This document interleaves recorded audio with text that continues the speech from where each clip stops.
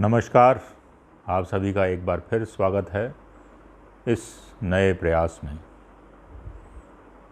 उम्मीद वही, प्रार्थना वही कि आप सभी अपनी अपनी जगह पर स्वस्थ हों।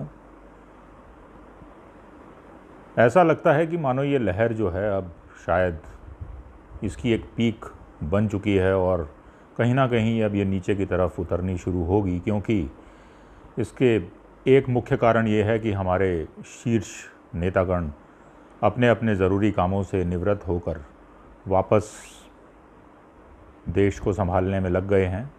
और जो लोग राजनीति में दिलचस्पी रखते हैं उन्हें पता होगा कि 2 मई के बाद कई बड़े नेतागण, अब सबका फोकस जो है वो अब कोविड की तरफ लग गया है। तो मुझे लगता है कि कहीं ना कहीं अब इस पर काबू पा लिया जाएगा और जो एक भयावह स्थिति पिछले 1 माह से चल रही थी उस पे कहीं ना कहीं कुछ कंट्रोल होगा। अब 2 मई से इस लहर के साथ साथ एक नई लहर शुरू हुई है।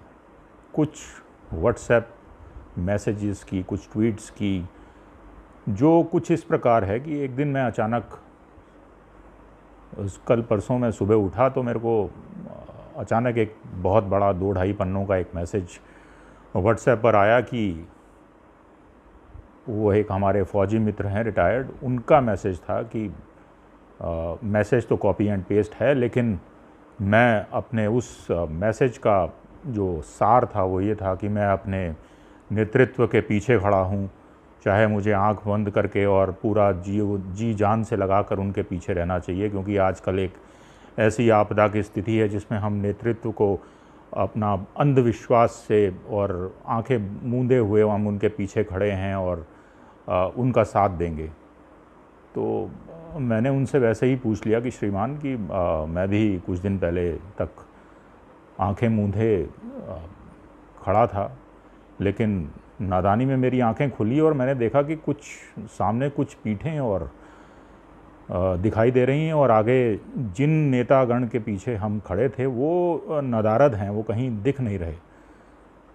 तो उन्होंने कहा क्या क्या बात करते हो साहब, कि हमें तो आंखें मूंदे हुए भी वो 20-20 घंटे काम करते हुए दिखाई दे रहे हैं।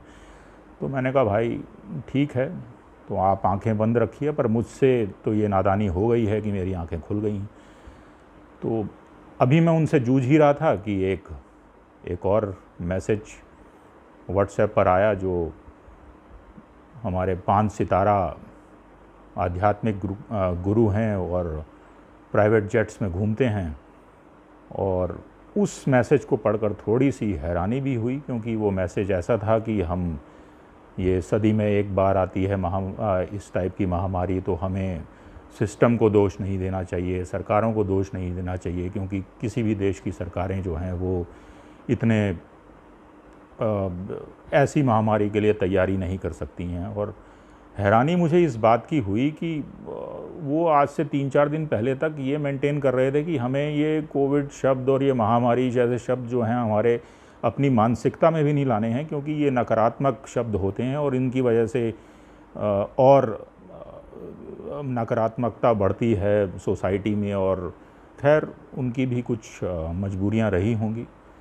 और इतने में एक तीसरा मैसेज एक और आ गया। एक महानुभाव अपना मास्क लगाए हुए अपने वीडियो में कुछ कह रहे थे, अचानक उन्होंने मास्क हटाया और बोले कि हम लोग सिर्फ देश के नेतृत्व को गाली देते रहते हैं और कभी हम भीतर झांक के नहीं देखते, और सब गलतियां हमारे अंदर हैं, हम लोग ही करप्ट हैं, हम लोग ही ये ब्लैक में चीज़ें खरीदते हैं, हम लोग ही बेचते हैं, हमें क्या हक बनता है नेतृत्व को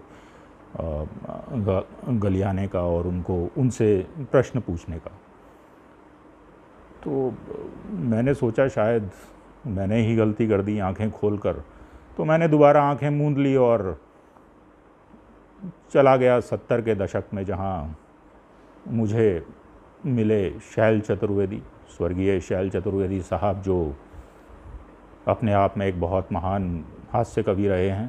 तो उनकी एक कविता गांधी और गीता, उस पर नज़र पड़ गई। तो मुझे लगा कि आज के इस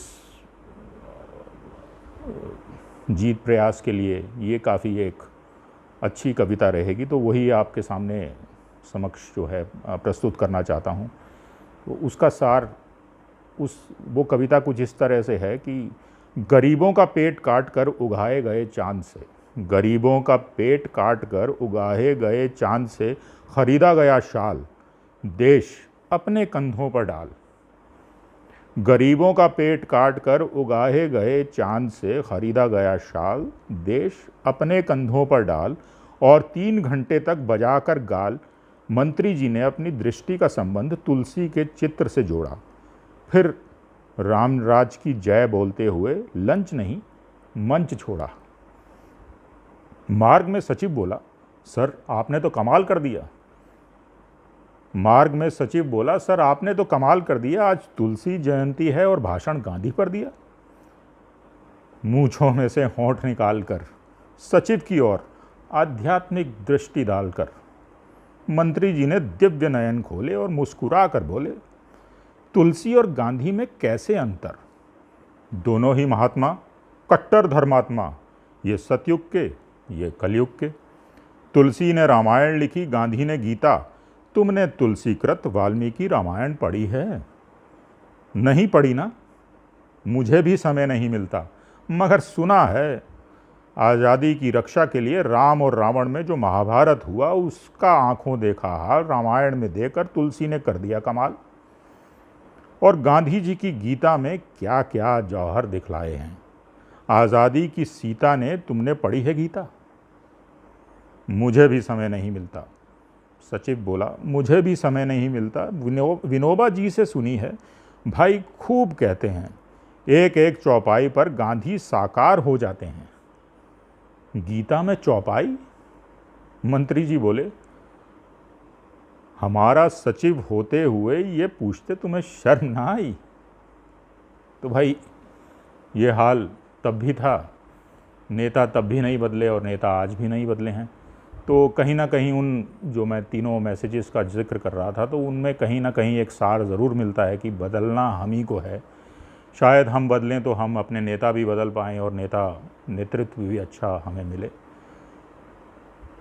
यही आशा करता हूँ कि आप सभी स्वस्थ रहें और प्रसन्न रहें और यूं ही हंसी खुशी में दिन काटते रहें। धन्यवाद।